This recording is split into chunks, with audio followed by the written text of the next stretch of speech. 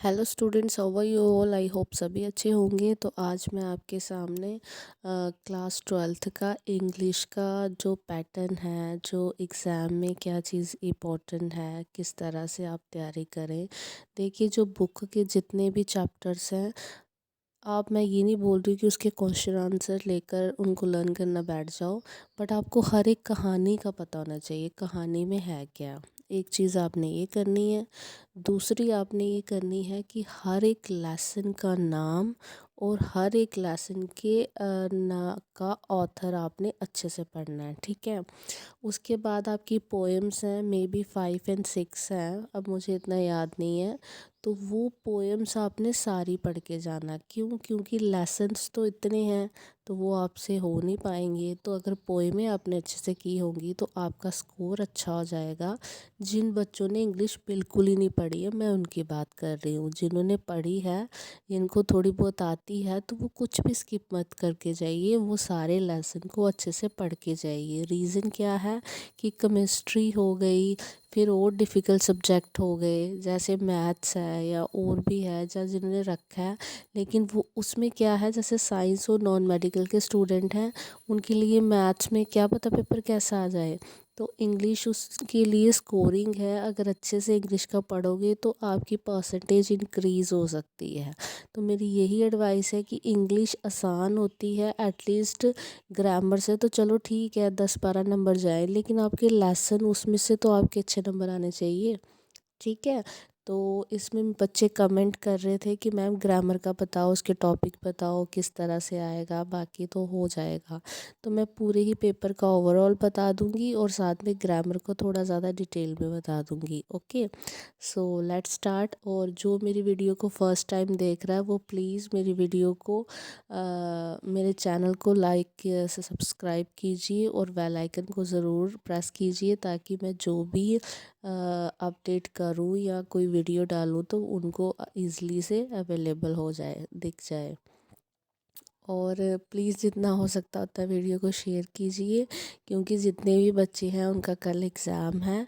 तो I hope so कि उनके लिए ये वीडियो हेल्पफुल होगी, ठीक है। तो इसलिए सबकी हेल्प करो, खुद भी पढ़ो, बाकियों की भी हेल्प करो, ठीक है। तो चलिए लेट्स स्टार्ट। देखते हैं कि इसमें हमें क्या करना है, कौन सी चीज़ों को ध्यान में रखना है, ठीक है। चलिए, अब देखिए आपके सामने स्क्रीन पे फ्रंट जो चीज़ आ रही है that is the model question paper है, ठीक है। ये इसमें क्या है कि आपको पैटर्न बताया, पैटर्न पता चल जाएगा, मार्क्स पता चल जाएंगे। तो 3 घंटे का पेपर है, 80 मार्क्स का है, क्लियर। सबसे पहले आपको 10 नंबर का पैसेज आएगा। देखो, ये पैसेज वही सॉल्व कर सकता है जिसको इंग्लिश की ट्रांसलेशन हिंदी में करना आती हो, सिंपल सी बात है। तो इसलिए इस पैराग्राफ को आपको समझना पड़ेगा, देखना पड़ेगा इसमें है क्या, क्लियर।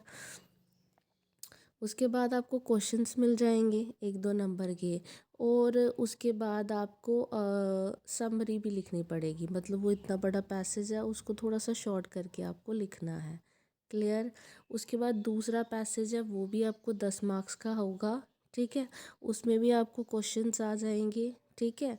और उसके बाद एटोनिम सिनोनिम आ सकते हैं, क्वेश्चन आंसर, लेकिन सेकंड वाले में आपको समरी नहीं आएगी। 10 और 10 20 हो गए। उसके बाद जिस पे बच्चों को सबसे ज़्यादा डाउट आ रहा है that is writing skills and grammar. देखिए बच्चा, इसमें अगर तो बच्चों को टॉपिक चाहिए होंगे, ठीक है, तो मैं अलग से लिख के बता दूंगी, लेकिन मैं ओरली अपने मुंह से बोल रही हूँ। अगर आपको नोट करना है तो आप राइट डाउन कर सकते हैं, ठीक है।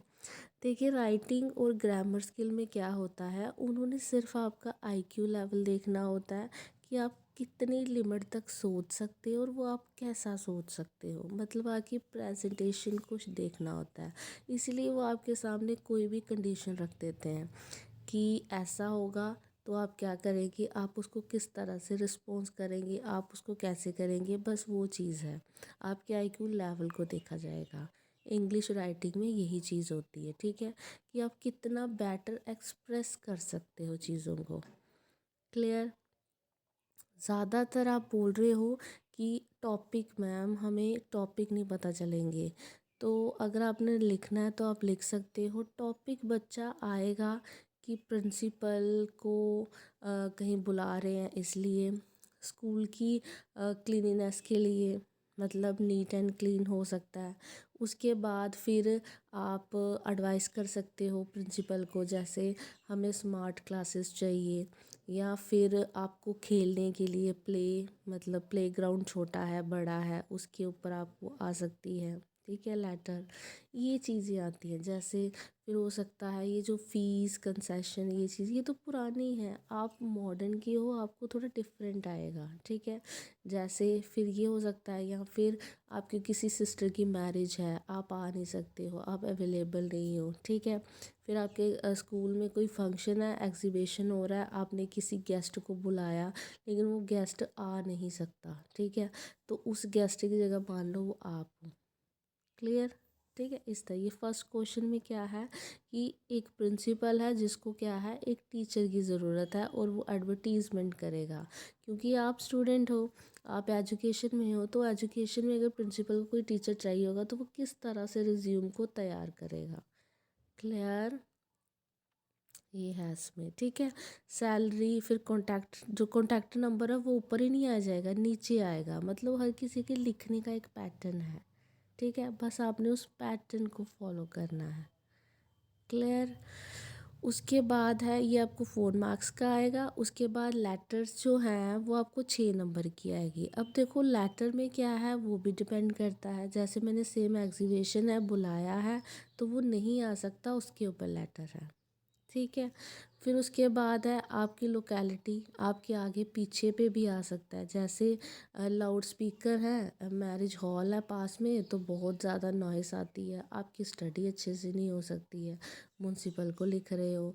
फिर कोई न्यूज़पेपर वाला है, वो टाइम से न्यूज़पेपर नहीं आपको दे रहा है, तो उसके ऊपर मुंशी उसको लिख सकते हो। क्यों लिख सकते हो? क्योंकि आपको जिससे बच्चे को डिस्टर्बेंस होगी उस तरह का टॉपिक आएगा, ठीक है। फिर जैसे हो सकता है कि डॉग्स हैं, रात को जैसे क्या होता है बार्किंग करते रहते हैं, है ना, उनकी नॉइज़ से क्या होता है डिस्टर्बेंस होती है हमें, तो वो म्यूनसिपल को बोलेंगे इनको दूर कर दो या दूर छोड़ाओ ताकि वो चीज़ ना हो, सॉरी, ठीक है। ऐसे इस तरह से आएंगे। आपकी हेल्थ इश्यूज़ हैं, आपकी फैमिली अच्छे से नहीं है, डिस्टर्बेंस हो रही है, इसलिए भी हो सकता है। इस तरह के क्वेश्चन आते हैं, ठीक है। ये नहीं है कि वो दूर से वो दिल्ली गया तो वो, हाँ एजुकेशन पे हो सकता है, जैसे आप अपने फादर को लेटर लिख रहे हो कि मुझे ना फॉरेन में स्टडी करनी है, लेकिन आपके फाइनेंशियल कंडीशन या जो भी है अगर उस पे आ सकता है, या फिर मुझे बाहर जाना है तो पापा आप मुझे परमिशन दे दीजिए, तो उसके ऊपर लेटर आ सकती है। मतलब इस तरह सा आएगा जो जहाँ तक आप सोच सको, ठीक है, मतलब इर्द गिर्द चीज़ें आपके, बाहर से नहीं आएगा कुछ भी। क्लियर? रिज्यूम को मोस्ट इम्पोर्टेंट है, अच्छे से कर लो, जैसे स्कूल वाले रिज्यूम कैसे वो करते हैं, ठीक है। और दूसरा आप रिज्यूम बनाते कैसे हो, जैसे एज ए आप खुद हो, आप किसी स्कूल में जॉब लेने जा रहे हो तो आपको किस तरह से रिज्यूम को तैयार करना पड़ेगा, ठीक है। इससे भी घूम फिर के रिज्यूम पे क्वेश्चन आ सकता है, ठीक है, पोस्ट ऑफ टीचर। क्लियर? उसके बाद वह एडवर्टीज़मेंट। एडवर्टीज़मेंट क्या होती है? वो एडवर्टीज़मेंट होती है कि आप ऐसे बोल सकते हो किसी चीज़ की नॉलेज, इन शॉर्ट का इम्पैक्ट, ठीक है, ऐसे कोई टॉपिक होगा उसी के ऊपर ही बार बार फोकस करना है, ठीक है। सॉरी, इसमें आपको यंगर जनरेशन के बारे में बताना है, ठीक है, इम्पैक्ट क्या पड़ रहा है यंगर जनरेशन पे एडवर्टीज़मेंट, ठीक है। जैसे एक बिगेस्ट बिजनेस सेलिब्रिटीज़ है, various field, film, sports, extra, उस पर आर्टिकल लिखना है कि क्या इम्पैक्ट पड़ रहा है, ठीक है। एडवर्टीज़मेंट है बिकम अ बिग बिजनेस, ये बहुत बड़ा बिजनेस हो चुका है, ठीक है। They are promoted by celebrities from various field, film, sports, extra, ठीक है। तो कहीं ना कहीं वो अपनी छाप या अपनी वो चीज़ छोड़ देते हैं किस पे, लोकल बच्चों पे या उन पे, तो वो उनकी तरह बनने की कोशिश करना स्टार्ट हो जाते हैं, तो कहीं ना कहीं ये लॉस में जा रहा है। अब हेल्थ मैंने कहा, यूज़फुलनेस ऑफ योगा, अब जिन्होंने तो फिज़िकल रखी है वो तो योगा के बारे में कुछ भी लिख लेंगे, पर जिन्होंने नहीं रखी उनके लिए दिक्कत आ जाएगी। तो हेल्थ ये चीज़ें, मेडिटेशन आपको पता होना चाहिए, फिर उसके बाद योगा का पता होना चाहिए, एक्सरसाइज अच्छे से करनी चाहिए, ठीक है। ये थोड़ा बहुत पढ़ के जाना, क्योंकि यहाँ से क्या होगा, अगर आपको लेटर भी आएगी तो आप योगा का या एक्सरसाइज का इनके भी पैराग्राफ एक उस लेटर में डाल सकते हो, जिनको नहीं आती है बनाने। जिनको आती है इट्स वेल एंड गुड, ठीक है। अब है एडिटिंग। देखो एडिटिंग तो बच्चा वही कर पाएगा जिसको टेंसेस आते हैं, आर्टिकल्स आते हैं, प्रीपोजिशन आती है, ठीक है, नरेशन, ये आते हैं। अगर बच्चों को ज़्यादा दिक्कत आती है आर्टिकल में, देखो आर्टिकल्स से हैं, हमें पता है कि कांस्टेंट के साथ ये लग जाते हैं उस पर, लेकिन बच्चा ज़रूरी नहीं है। कुछ ऐसे भी हैं जो क्या है, वहाँ पे ए नहीं लगता लेकिन आपको साउंड वैसी आती है, लेकिन फिर भी हम नहीं लगा सकते, ठीक है। जैसे यूरोपियन है तो एन यूरोपियन कभी नहीं आएगा, वो ए यूरोपियन ही रहेगा। जैसे होनेस्ट है तो होनेस्ट में क्या होता है, हम बोलते हैं ऑनेस्ट, ऑनेस्ट बोलते हैं ना, तो एच की साउंड नहीं आती, ओ की साउंड आती है, ऑनेस्ट, ठीक है। तो इसलिए वहाँ पे एन ऑनेस्ट मैन आता है। तो ये छोटी छोटी चीज़ें आपको याद रखनी है। तो ये जिसको क्लियर होगा वही कर सकता है, इसमें मैं कुछ नहीं कर सकती। नहीं आती है अलग से, अगर आपको ग्रामर में ये टेंसेस टुंसेस का अगर आपको डाउट होगा तो आप मुझे बताना, मैं एक शॉर्ट थोड़ी सी आपको ऐसे हाईलाइट करा दूँगी, ठीक है, एक वीडियो ग्रामर में बना दूँगी, ठीक है, अगर आपको ज़रूरत है तो, अदरवाइज़ कोई बात नहीं। उसके बाद सेक्शन 3 में आपको लिटरेचर है। ये बच्चा जिसने स्टोरी पढ़ी है वही लिख पाएगा, तो इसीलिए समरी पढ़ के जाइए, और कुछ डिफ़िकल्ट नहीं है, बहुत इजी है। आपको अगर लेसन्स आते हैं तो आप उस पर स्टोरी आराम से बना सकते हो, ठीक है। फिर लास्ट में आपको कुछ लाइंस आपको ऐसे दे दी हैं, ठीक है, आंसर द फॉलोइंग क्वेश्चन, ठीक है, तो इसको एलेबोरेट कीजिए।